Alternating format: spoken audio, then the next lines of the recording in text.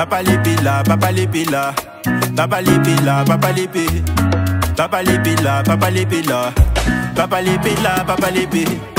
T'as l'engagé là. Yes, sir, c'est Bled Mikey pour Youth Chat, de Caribbean Youth. Là, on besoin arriver là.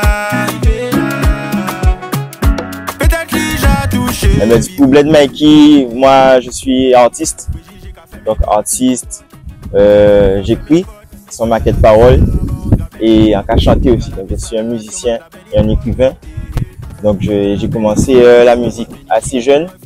Dès le primaire, on va dire, dans la cour de l'école. Hein. Moi, je suis de l'école des freestyle, donc c'était vraiment écrire et aller à la récré, freestyler avec les amis, c'est comme ça que ça a commencé. Donc ensuite, par affinité, on a créé un groupe qui s'appelle Mafia Lyrical. Donc à l'époque, c'était composé de 5 artistes, donc Sharp Black, Titaf, Patof, Salix et moi-même. Et donc, on a évolué comme ça, on a rodé, on a vraiment travaillé ensemble. Ça nous a permis de nous améliorer. Et ensuite, arrivé au collège, j'ai pu aussi collaborer avec différents d'autres MC qui venaient d'autres endroits. Donc là, j'ai check les underground locales notamment sur Pointe-à-Pitre. Donc Big Up Bayo, Silla, T-Wayne, Mixta, toute l'équipe. Et puis d'autres encore que je pourrais pas citer tout le monde, Choupou, etc. Et du coup là, vraiment, je suis passé du dancehall au rap. On va dire, j'ai commencé plus dancehall. À partir du collège, je suis vraiment rentré dans le rap. Et j'ai toujours gardé ces deux influences-là. Ça fait vraiment partie de ma musique, quoi. Et donc c'est à cette époque-là aussi que j'ai commencé à enregistrer. Donc les premiers sons qu'on pouvait entendre sa voix, se réécouter, etc. Et plus tard au lycée, là, j'ai commencé les vidéos aussi. Donc même sur YouTube, vous pouvez trouver des vidéos de l'époque. Toujours Mafia Lyrical, toujours Mikey à l'époque. J'ai rajouté le Bled un peu plus tard. Et du coup, voilà, c'est un peu mon histoire dans la musique. Donc au niveau du contenu, dès le départ, en fait, j'étais très influencé, on va dire, par la culture et l'histoire. Parce que en dehors de la musique, je viens aussi d'une famille très présente dans le domaine culturel et historique. Donc ça a toujours influencé ma musique. Donc voilà, c'est un peu ça ma ligne directrice. C'est Bayo Kilti, Bayo Histoire. Et en plus de ça, après ça peut arriver sur différents thèmes. Donc j'ai pas de limite. Je traite vraiment tous les sujets, mais il y a toujours cette petite touche historique et culturelle que j'aime bien mettre dedans. Et à partir du lycée, là, j'ai élargi mes influences. Et après, on va dire à l'âge adulte, encore plus. Donc je me suis rapproché aussi de ce qui nous appartient vraiment au niveau culturel en Guada, donc notamment le Broca. Et donc à partir du moment où j'ai connecté profondément avec le Broca, ça a vraiment influencé ma couleur musicale. Donc sur les sons qu'on entend depuis maintenant quelques années, on sent vraiment ce petit côté Broca aussi qui fait partie de ma musique. Et sans pour autant lâcher le rap ni la dancehall, c'est un mélange de tout ça. Donc voilà, c'est ça Bled Mikey au niveau musical. Au niveau des projets maintenant, mon premier projet c'est une mixtape qui s'appelle Ombre et Lumière. Donc ça, j'ai fait ça ouais, juste après le lycée. Ouais, vraiment juste après le lycée, j'ai fait Ombre et Lumière mixtape. C'est une mixtape qui a une dizaine de titres et qui était totalement gratuite à l'époque. Ensuite, j'ai enchaîné avec une deuxième mixtape qui s'appelle J-1. Pas longtemps après, peut-être 1 an après ou 2 ans après. Toujours dans le même esprit, là, c'était plus orienté rap, mais toujours avec différentes influences. Ensuite, j'ai sorti mon premier EP qui s'appelle Ba. Et dans Ba, c'est là vraiment qu'on peut voir le changement, on va dire, le moment où je me suis vraiment rapproché, on va dire, du côté traditionnel de la musique. Et à partir de Ba, il y a, c'est pourquoi les gens me connaissent maintenant. Ils verront que c'est à partir de Ba qu'on reconnaît plus ça.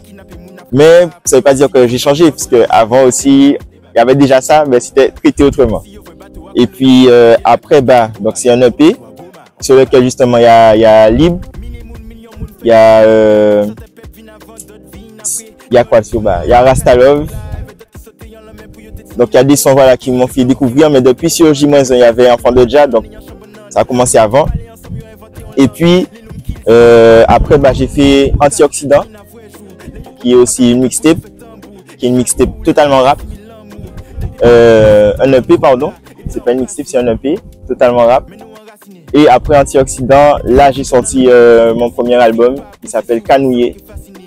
Et donc là c'est déjà plus récent par rapport à aujourd'hui, donc ça date de 2022.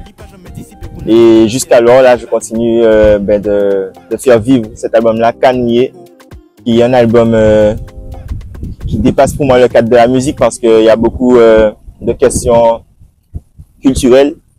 Même aussi sur l'album, c'est une clé USB. Et sur la clé USB, il y a aussi des PDF, donc avec des écrits où je développe un peu une pensée, notamment sur notre langue, qu'on a tendance à appeler créole, mais que moi j'aurais aimé qu'on l'appelle autrement.